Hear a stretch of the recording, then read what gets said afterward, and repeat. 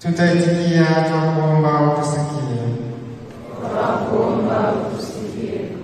Bwana, wasamehe kwa wema dhambi zao, usipokee kazi zao njema. Bwana, tuwaombee wote wanaohuzunika kwa kifo cha ndugu yetu huyu. Bwana, watulize wote waliofiwa. Bwana, tuombeane sisi wenyewe ambao tu wasafiri hapa duniani. Mungu atuimarishe na kutudumisha katika utumishi wake mtakatifu. Bwana, Mungu Mwenyezi, kwa imani tunasadiki kifo na ufufuo wa mwanao. Tunaomba tujalie sisi na ndugu zetu marehemu tufufuke katika furaha. Tunaomba hayo kwa njia ya Kristo Bwana wetu. Amen.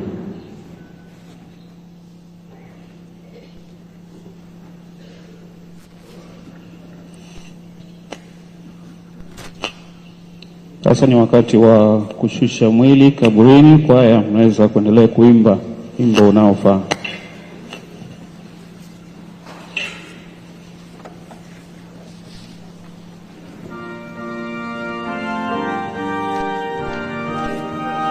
Mapadri, muongeze nguvu.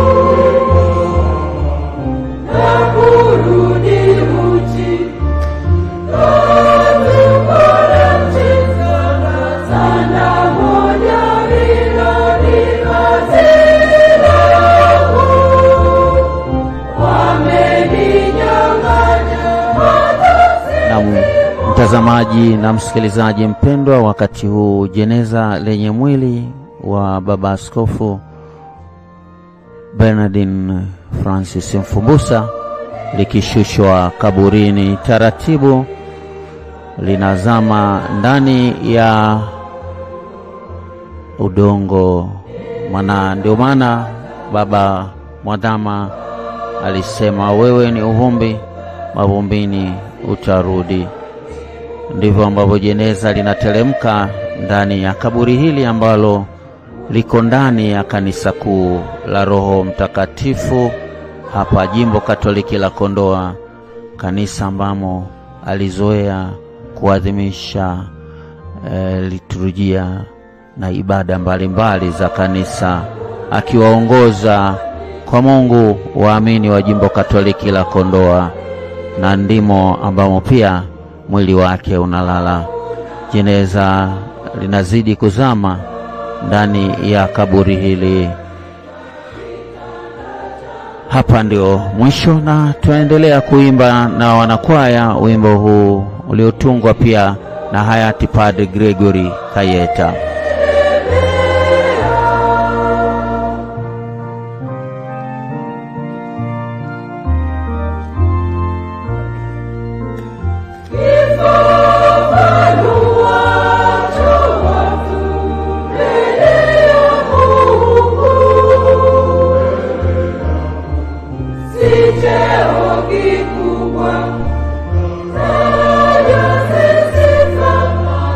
Matendo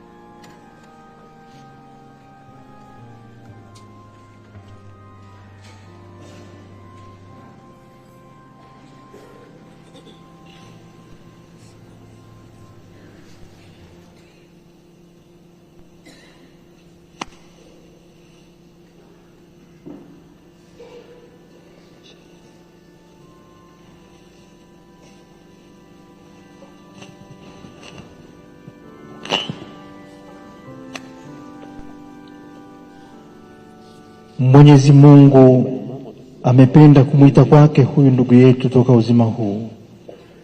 Tunaweka mwili wake udongoni urudi ulikotoka. Kristo amefuka wa kwanza kutoka wafu. Tunamkabidhi huyu ndugu yetu kwa Bwana.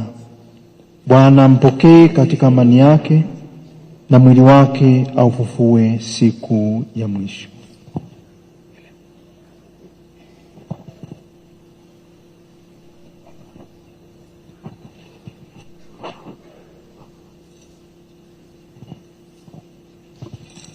Katika maji ulibatizwa, Mungu akamilishe ndani mwako aliyoanzisha katika ubatizo.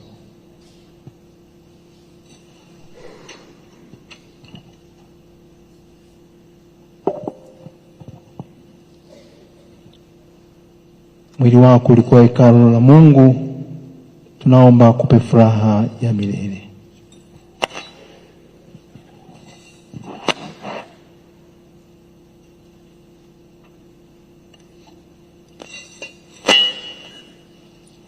Watakaowakilisha wakati wa kuweka udongo ni maaskofu wakuu, kardinali, balozi wa Baba Mtakatifu Tanzania,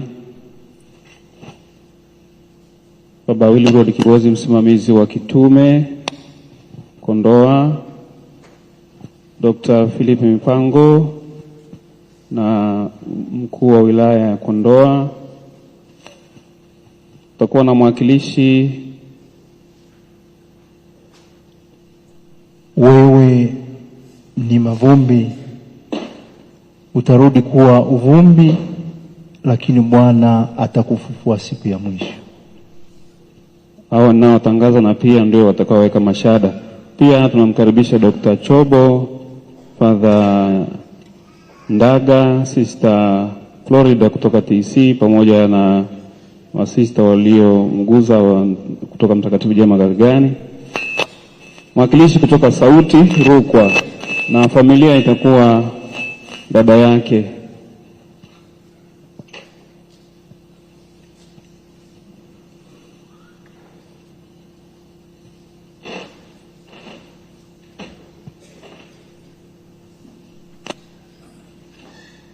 Kwaya kwa wimbo wakati tendo hilo linafanyika.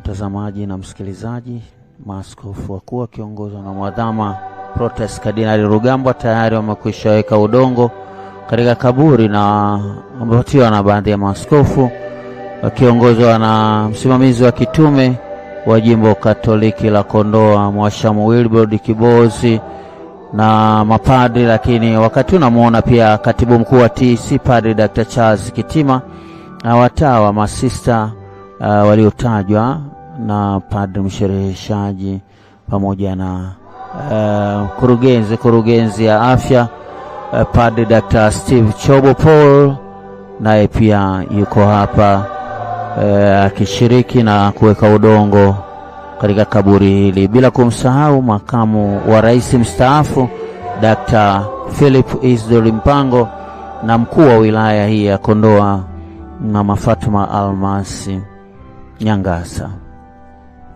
Tayari tendo la kuweka udongo katika kaburi limekamilika, na wakati kaburi linafunikwa sasa, ili basi baada ya hapo mashada ya maua yatawekwa juu yake kumpamba marehemu wetu, askofu wetu mpendwa Mwashamu Bernardine Francis Mfumbusa.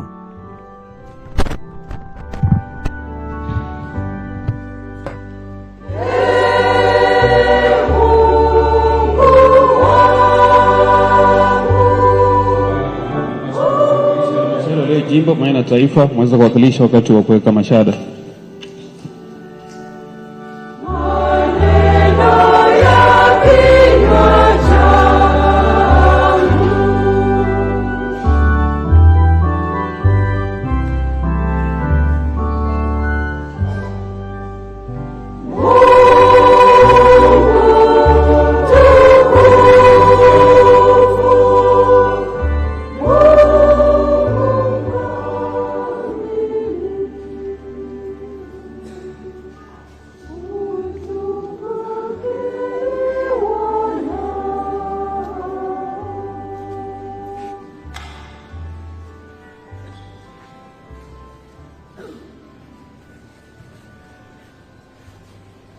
Ee Mungu, siku zako hazina mwisho na rehema zako hazina idadi.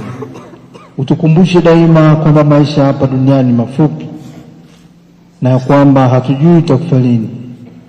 Roho wako Mtakatifu atuongoze katika utakatifu na haki siku zote za maisha yetu, tufike salama katika ufalme wako, kwa njia ya Kristo Bwana wetu.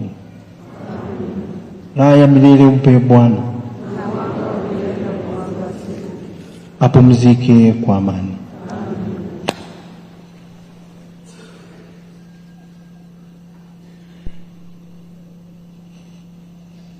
Uandikwe ishara ya Bwana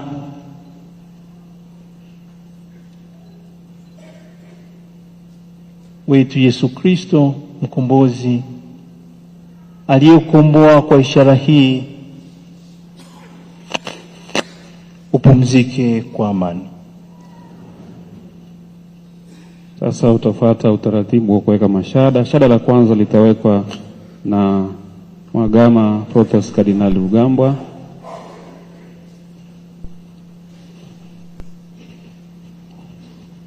Shada la balozi wa mtakatifu liandaliwe.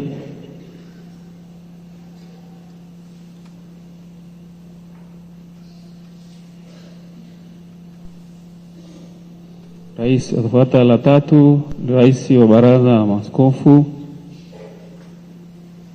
Watafuata maaskofu, askofu msimamizi wa kitume jimbo la Kondoa, Mhashamu Wilbrod Kibozi.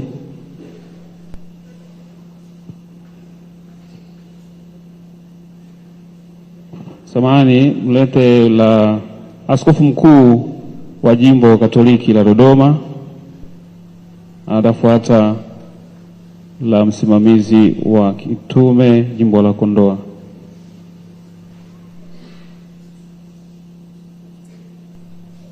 Anza askofu mkuu, afu afuate msimamizi wa kitume. Baada ya hapo mashada wapewe maaskofu wakuu waliobaki, au wapewe moja washika kwa pamoja, waweko pamoja maaskofu wakuu.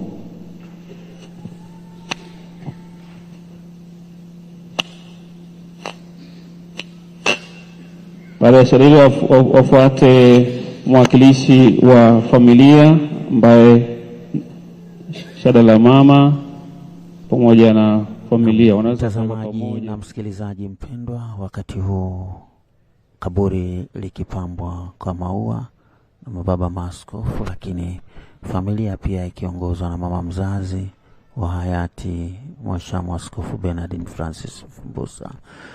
Nakukumbuka tu kwamba katika wasifu wake ameelezwa kama alama ya askofu aliyeunganisha imani, elimu, mawasiliano na maendeleo ya watu. Baba Askofu Bernardine Francis Mfumbusa alikuwa mchungaji mwenye moyo wa kipekee uliojengwa juu ya upendo na huruma kwa watu wote. Aliishi wito wake wa kichungaji kwa kujitoa bila kujibakiza, akiwahudumia waamini na jamii kwa unyenyekevu na hekima. Ndani yake kulionekana wazi roho ya mtu aliyeguswa na Injili, ambaye hakuchoka kuwatia moyo wengine kuishi maisha yenye maana, akiamini kwamba kila hatua ya maisha ina utakatifu wake. Askofu Mfumbusa marehemu sasa alikuwa mtu mwenye maono ya maendeleo na ubunifu. Alipenda sana kusoma vitabu na kuandika makala pamoja na vitabu, jambo lililodhihirisha kiu yake ya maarifa na mchango wake katika ulimwengu wa fikra.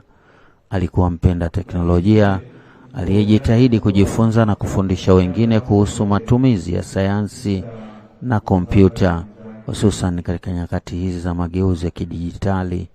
Kwa upeo wake mpana, aliweza kuunganisha imani na akili mnemba, yani artificial intelligence, akitambua nafasi yake katika kuendeleza maisha ya binadamu na utume wa kanisa. Zaidi ya yote, maisha yake yaliongozwa na imani thabiti katika neno la Mungu. Mara nyingi alinukuu maneno haya: usikaribie hapa, vua viatu vyako miguuni mwako, kwa maana mahali unaposimama ni nchi takatifu.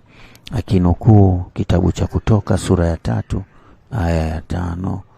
Kwa tafsiri na tafakari yake binafsi, alimaanisha kuwa popote pale ulipo ni mahali patakatifu, mahali pa kustawi, kuonekana penye thamani na pa kugusa uwepo wa Mungu.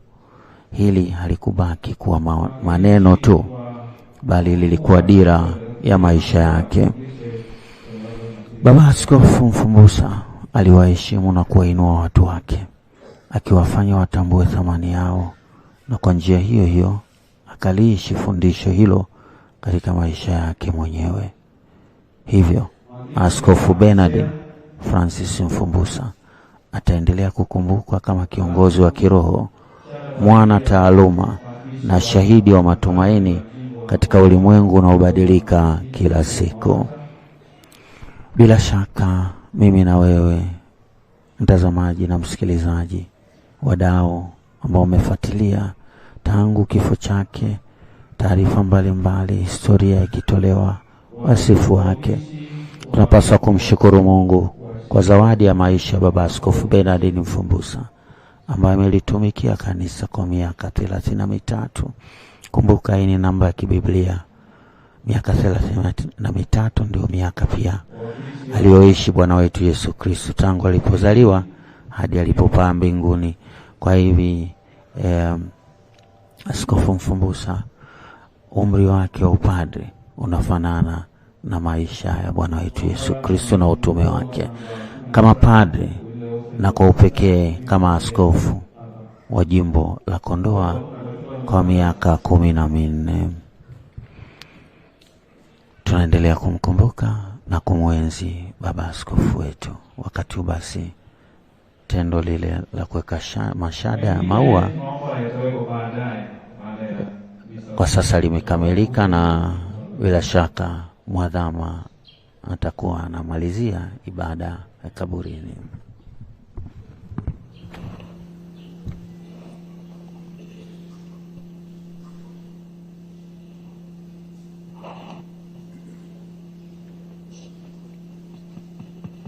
Sawa. Sasa ni wimbo wa Salve Regina.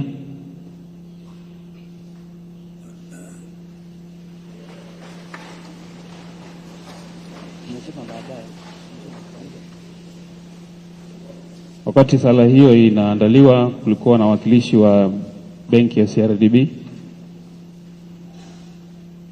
Tuongoze kwa wimbo wa Salve Regina. Kwaya tafadhali, na mapadi wote tuwa karibu kwa wimbo huo.